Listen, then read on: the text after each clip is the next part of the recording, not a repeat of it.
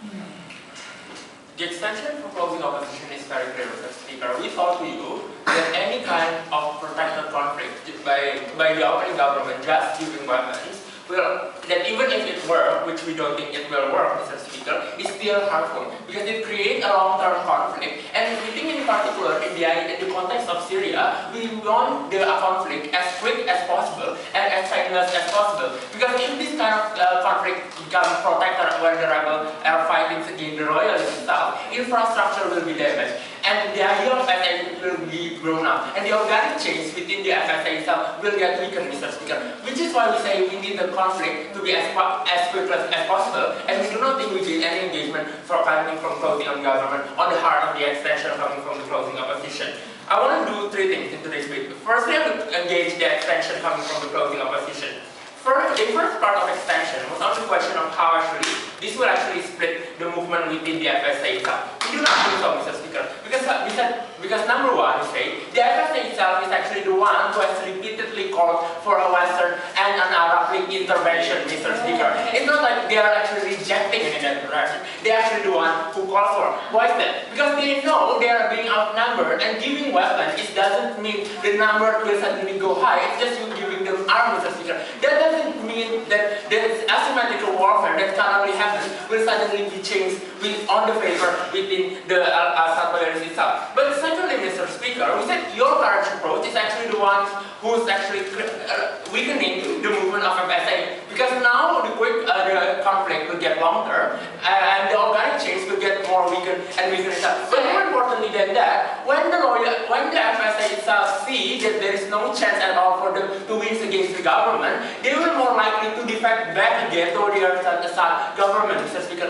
Which is why we say it's not about splitting the movement. What you're creating, like the idea of momentum coming from their way, what we're giving the FSA itself is actually the momentum. When you actually invade them and making the conflict as quick as possible, Mr. Speaker, you give those momentum for this kind of FSA to become the organic change and to become the representative itself, Mr. Speaker. But the second part of their extension is talked about how actually we're going to radicalize Russia. Number one, Russia is pretty radical. They already keep vetoing every resolution we are going to do. So we don't think they are going any more radical, right? But more importantly than that, Mr. Speaker, we said Russia is not supporting, Russia itself is not supporting the idea of intervention itself, and we do not think we need to get any information from Russia just for us to actually intervene, like the idea of Arab League and the idea of Western Allies to intervene, Mr. Speaker. We think it's even more powerful that we actually send message to Russia that they cannot actually monopolize the kind of international policy we want to dictate within the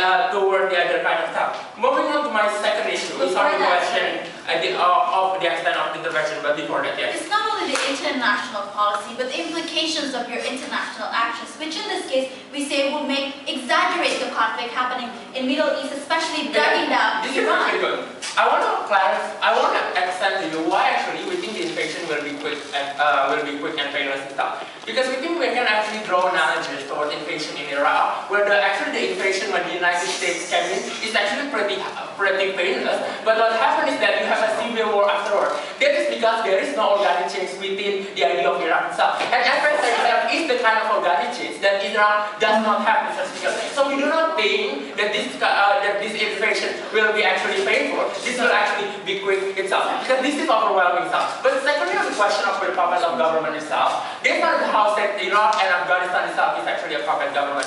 Again, there's actually a very clear distinction in the context of Syria. Why is that? Because in the context of Syria, you also have Arab League itself, such as the idea of Qatar and Turkey, who's currently overflowing refugees, are willing to intervene, Mr. Speaker. So you have a friendly neighboring country who's out there and confirming that this kind of government will not be a puppet government at all, Mr. Speaker. But more importantly than that, the second issue that the opening government talks about the idea of how actually this will piss off Iran, Mr. Speaker. Why should we be scared of Iran, Mr. Speaker? We do not think we should be at the hostage of the Iranian hands itself. That every time Iran would want something, we should actually give them, Mr. Speaker.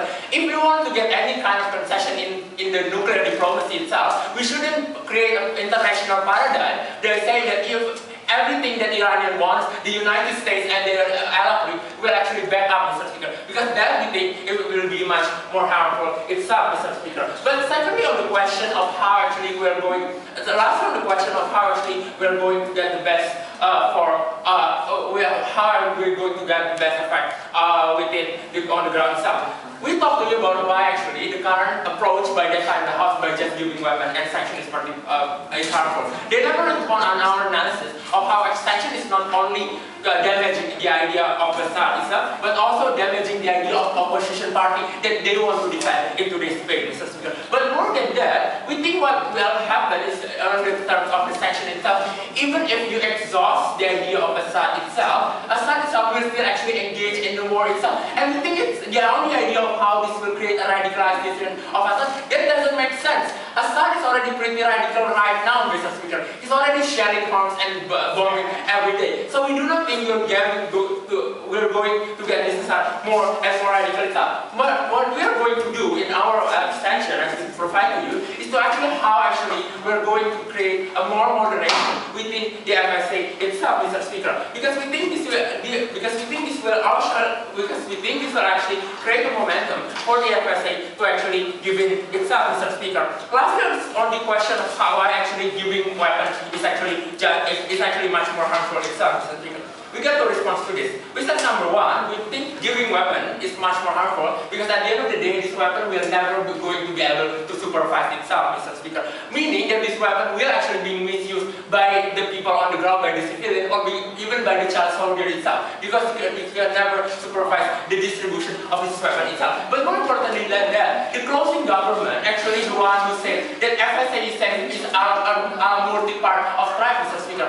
When you know that weapon is power, when you actually give them weapon freely and more accessibly, you actually fragmented the idea of FSA itself. Because you create a power faction within the FSA itself. We think the analogy that of the extension can be seen in the idea of Afghanistan itself. When the United States supply these weapons over the civilian, what will happen is that you create more war within this idea of Afghanistan itself, and you're going to use what you're going to get is that there will be a misuse of power, and the FSA itself will actually get radicalized and will get fragmented, and which is why we're more than proud to propose